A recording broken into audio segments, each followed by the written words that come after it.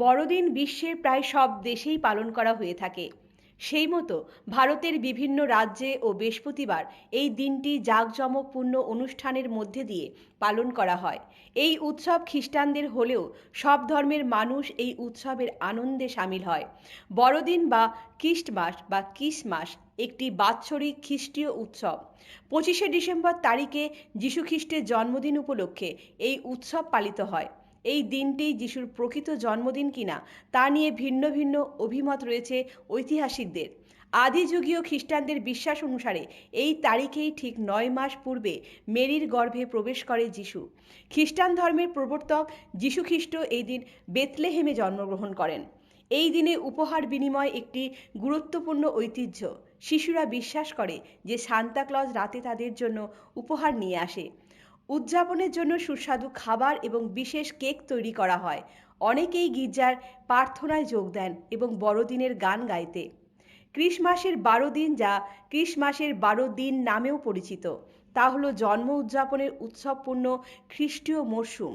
Christmas দিবস হলো প্রথম দিন। 12 দিন হলো 25শে ডিসেম্বর থেকে 5ই জানুয়ারি প্রথম এবং শেষ দিন গণনা করা হয়। বিশ্বের প্রায় সব দেশের মতো খ্রিস্টান ধর্মানুসারীরা এই উৎসব পালন করে থাকেন। খ্রিস্টান সম্প্রদায়ের সবথেকে বড় ধর্মীয় উৎসব বড়দিন ঘিরে শহরের অনতিদূরে মরিয়ম নগরে বিরাজ করছে উৎসবের আমেজ। নতুনভাবে সেজে উঠেছে মরিয়ম নগরের গির্জা। আলোকসজ্জা, ক্রিসমাস ট্রি সাজানো সহ নানাভাবে সাজিয়ে তোলা হয়েছে মরিয়ম নগরের গির্জা। এদিকে বড়দিনকে কেন্দ্র করে বুধবার গভীর রাতেই মরিয়মনগর গির্জায় কেক কাটা হয়। রাতের খ্রিস্ট ধর্মাবলম্বীরা প্রার্থনা সভায় অংশগ্রহণ করেন। বৃহস্পতিবার সকালেও গির্জার প্রার্থনা সভা অনুষ্ঠিত হয়। সেখানে উপস্থিত ছিলেন গির্জার ফাদার। তিনি বলেন, এই বিশেষ দিনে প্রভু যীশুখ্রিস্ট মানুষ হিসাবে জন্মগ্রহণ করেছিলেন। এই দিনটি খ্রিস্ট ধর্মাবলম্বীদের জন্য অত্যন্ত গুরুত্বপূর্ণ। পাশাপাশি তিনি বলেন, বুধবার রাত 12টায় গির্জায় হয়েছে প্রার্থনা। সেখানে শিশু থেকে বৃদ্ধ সকলেই অংশগ্রহণ করেন। শুধুমাত্র খ্রিস্টানরাই নয়, অন্যান্য ধর্মের মানুষও এই দিনে কেক কাটে বড়দিনের আনন্দে মেতে ওঠেন। এদিকে বড়দিনকে কেন্দ্র করে মরিয়মনগরে 2 দিনব্যাপী মেলা অনুষ্ঠিত হয়। বৃহস্পতিবার ও শুক্রবার 2 দিনব্যাপী চলবে এই মেলা।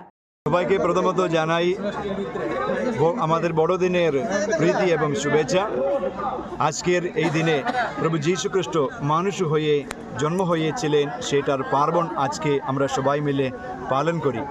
এই সুন্দর দিনে সবাইকে, আমাদের ভারত দেশের সকল মানুষেরকে, বিশেষভাবে আমাদের ত্রিপুরা রাজ্যের সকল মানুষেরকে, জাতি বর্ণ নির্বিশেষে সকলকে জানাই প্রভু যীশু খ্রিস্টের।